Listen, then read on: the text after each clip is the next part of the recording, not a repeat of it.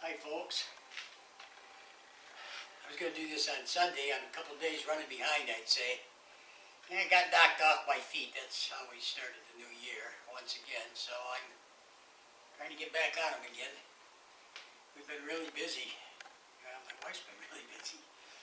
So we thought we'd draw one winner today. And there's a couple people waiting on this video that are either just getting into wood turning, they have questions. And I have two other videos on how I make this, and I keep getting the question. I can't find them, because they're all mixed in with our weekly drawings over the last year and a half. So I thought, I'll make another one, put it at the beginning, and then when somebody asks me, how do you make that, or whatever, your homemade food-safe shellac, I'm just going to send them this video here. So I'm going to get that out of the way first, so they don't have to, because a couple of these are older gentlemen, and they're just getting into computer and what a YouTube is, and so let me explain. Let's go back in time. I did write to this company, so I'm not making this up, about a year and a half ago, and I said, can you put that up inside bowls, platters, whatever? They wrote right back. They said, no, do not. It's not food safe. So there was my answer to that. So, and of course, denatured alcohol, most of that evaporates, but still, I don't know what's left behind. And linseed oil's poison, so to speak. So, no. Okay. Now, having said that, I got my new blonde shellac flakes in. I ordered them like last May. I order a pound at a time because I haven't run my lathe since last May. So, this is one batch. I made it June 25th, and that's a full batch that I make at a time. I'm glad I didn't make any more because I haven't even opened this yet since I dissolved. Nice and clear. So, by a pound, every time I open my shellac flakes, I have a vacuum sealer, and I suck the air right out of them. I think they keep a lot better. So I bought a pound of the blonde, non-waxed.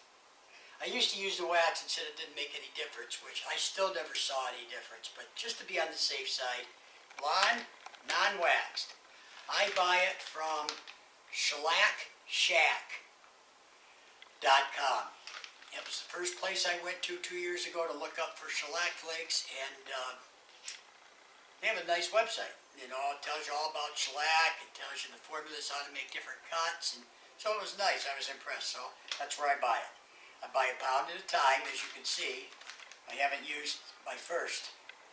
So to make this much, you weigh out, it's about this much, I'm thinking.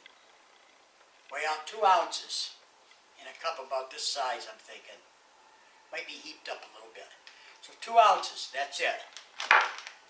Then, this is what we have to use in Pennsylvania. It's the strongest I can find to moonshine is the Everclear. It is expensive, but it's 151 proof. It comes in 180. I would imagine that would even work better. The higher the proof, the better they dissolve. So, and between these two, we're still food safe. No oil, no nothing. There is your wood sealer, and if you want to use it like OB Shine Juice, then go ahead and use it like OB Shine Juice, and then when it starts to tack up while you're turning, here's where the oil comes in. You get yourself some mineral oil, just a couple fingers, wipe it on there, and there you go. That's all the oil you need. All that oil is a mechanic to smooth out things. Get your shellac on there because it gets sticky. That 1/3 oil, you got to get that oil off of there. That's all that is a tool to spread things out. It soaks in a little and helps, but for the most part, it's got to come off. So having said that, we've been getting a couple people, not many, say I'm getting streaks or fingerprints.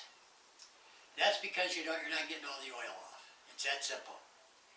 If you get all this mineral oil off by heat and keep going over it, you won't have any problems. I have a mahogany bowl somewhere I turned 2 years ago, and I don't know where it's at. There's not a fingerprint on it. It's been handled 100 times. So, I hope I cleared that up. Let me get this. Any of you live down south? There are not supposed to be any stills these days, but moonshine worked excellent. You get that up there to 180 proof or whatever. White moonshine would be excellent for this. I wish I could get some. This stuff's like $30 a bottle. But, I mean, it goes, goes forever. So, the other thing about that I had, because you can't blame them, they don't know. If they're new into woodwork, it's confusing, we all admit that at the beginning. And someone had used our abrasive paste, used our polish, and they wanted still more, so they put polyurethane on top of it. Polyurethane and oils and waxes. Need I say more? So, you had to take it all back off, and yeah, no, don't do that. If you insist on putting something else, let's say you do a bowl.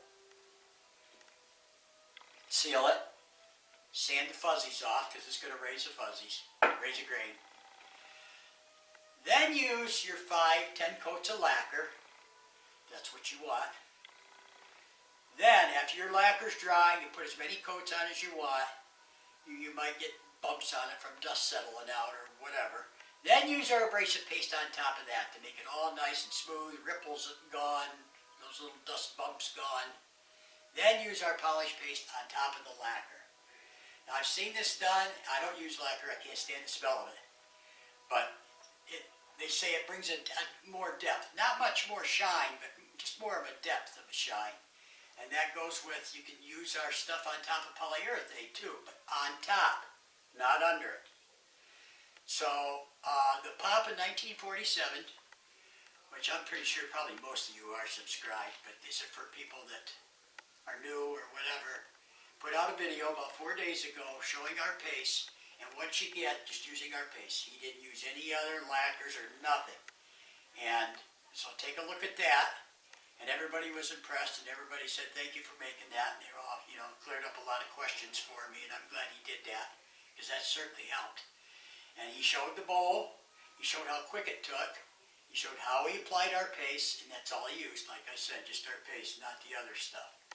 So, there's different options you can use. When I do my ink pens, I'll put down my CA glue, and if you put enough of it down, you'll get ripples around that, as everybody knows.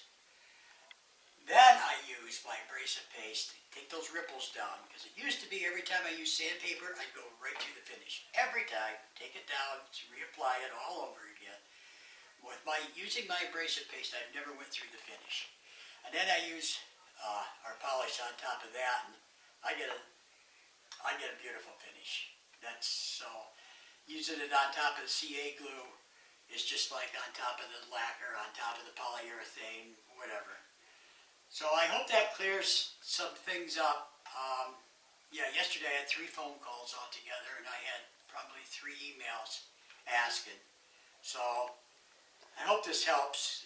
The next questions, and I'm just going to send them this video here. They can just watch the beginning. Unless they've never been here, they can see how we do this. So having said that, Happy New Year, everyone. Sorry, I was going to start that off, but I didn't want to forget anything, which I already did. So we need to bring this up too real quick. I got a letter from the post office yesterday. We're raising our prices. Well, gee, imagine that. But I keep checking every time, because we will have to go up a little bit. We've been at this 8 1/4 now for a couple years. And, but I keep watching it, and they're not up yet. I don't think they're all on board for raising it as much as they want to raise it. And I think they're taking it to a vote, because nothing's happening yet. So you want to come over here? I'll show them this postal service, because we're going to pick a winner anyway on the computer. I printed out what they sent me. Okay? You guys get your kit in a small flat rate box. If you order more than 1 kit, you get it in the padded flat rate envelope. Okay? We charge 8 1/4. That's what it is right now, the padded flat rate envelope. We charge 8 1/4. That's what it is right now. This is what you can see, planned charge. Oh, a whole $1 for a little box. And we can't absorb that, folks. We just can't. If that goes up, which actually we're only charging 8 1/4, so it's $1.20 we'd be eating. But we're still going to try to keep it down, but we're not raising it until they do. So that's what it's going to. So most people take their discount. So if you count your 10 or 15% discount plus this $1 off, we are the cheapest around. Least expensive, I should say. So that's it. Right there you can see what's what. So a couple of things went down. The large flat rate box went down 40 cents. Anyway, okay, that's out of the way. Let's pick one winner to start the new year. And I got this all ready to go. We're going to go off the comments off the last video.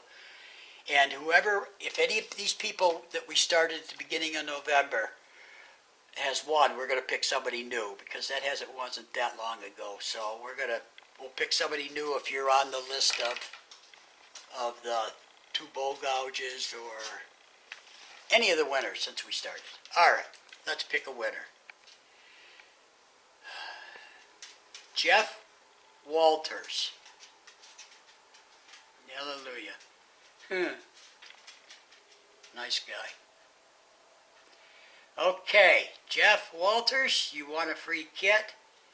I could try to find you, but please send your address to ackswoodpaste@yahoo.com.